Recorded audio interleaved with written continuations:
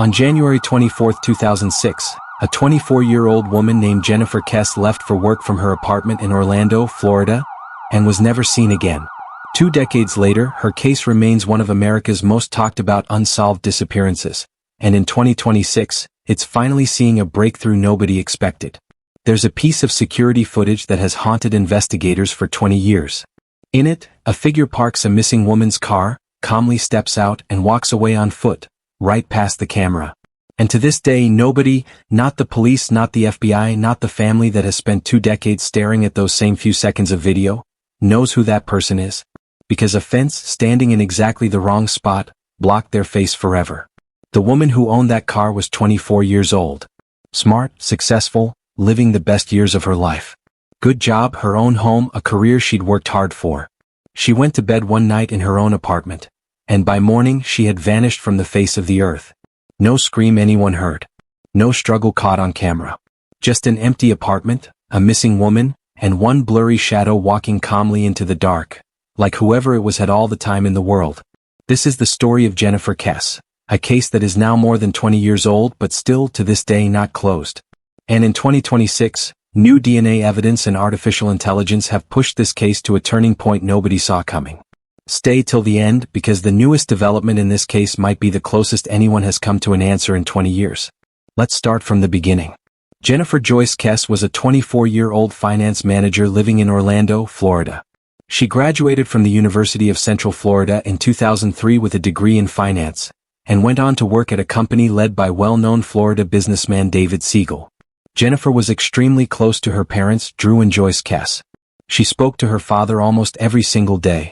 Her life, by every account, was stable and happy. There was no obvious reason for her to simply disappear.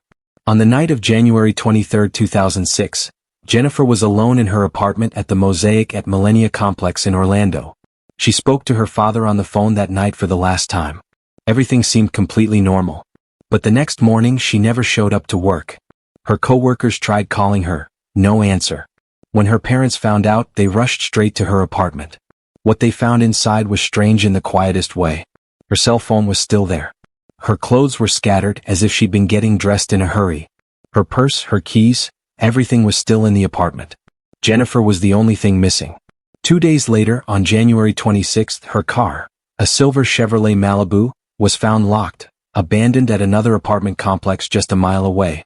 At first glance, there was no obvious sign of struggle inside. But later, photos reviewed by investigators suggested there may have been some kind of resistance. This was the moment the case stopped being a simple missing person report and became a mystery that would grip an entire country. When investigators pulled nearby security footage, they found the one piece of evidence that, to this day, remains the center of this entire case. The footage shows a figure parking Jennifer's car and walking away on foot. But here's the problem. The camera angle was poor, and a fence stood directly in the frame, blocking any clear view of the person's face. No height could be confirmed. No distinguishing features. Nothing except vague, grainy movement. Investigators and the media gave this unidentified figure a name, the Phantom, or the person behind the fence. This footage captured the attention of the entire nation. People became obsessed with this case, because despite having actual video, nothing could be confirmed. One theory that has circulated for years involves the fact that Jennifer's apartment complex was undergoing major renovations at the time. Many workers came and went, some reportedly staying in empty, unoccupied units, and they knew the layout of the property well. Some investigators and family members have wondered whether someone connected to that renovation work may have noticed Jennifer's daily routine. But it's important to be clear, this remains a theory, not a confirmed fact, and no one has ever been charged. In the early days, the Orlando Police Department handled the case. But as time went on, the Kesse family began to feel that the investigation had serious gaps, leads that were never followed up, evidence that wasn't properly handled. By 2010, the FBI also became involved, at the request of Orlando's police chief at the time. Then in 2018, Jennifer's parents took an extraordinary step. They sued the Orlando Police Department to gain access to the case files, so they could hire their own private investigators and review everything themselves. They won that lawsuit and received over 16,000 pages of documents.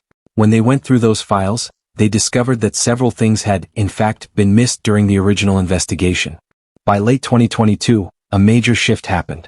The Florida Department of Law Enforcement officially took over the case from Orlando police. For the Kesse family, this felt like a genuine turning point, a sign that the case would finally get the attention it deserved. In January 2026, it marked 20 full years since Jennifer Kesse disappeared. And around that anniversary, the FDLE and the Kesse family made several significant announcements. First, this case is officially no longer being treated as cold. That alone is a massive statement, considering nothing like it had been said in the previous 2 decades. Second, investigators revealed that evidence from the car is now being retested using modern forensic technology. Jennifer's father, Drew Kesse, explained that DNA testing has advanced from just 19 genetic markers back in 2006 to 26 markers today, meaning things that were invisible to old technology could now potentially be detected. Third, and perhaps most fascinating, the Kesse family is now working directly with an artificial intelligence firm. Their goals are twofold: to have AI comb through those 16,000 pages of documents in search of missed connections, and to attempt to enhance that old, blurry surveillance footage, hoping to eventually match the visible outline of the person's ear against public photo databases.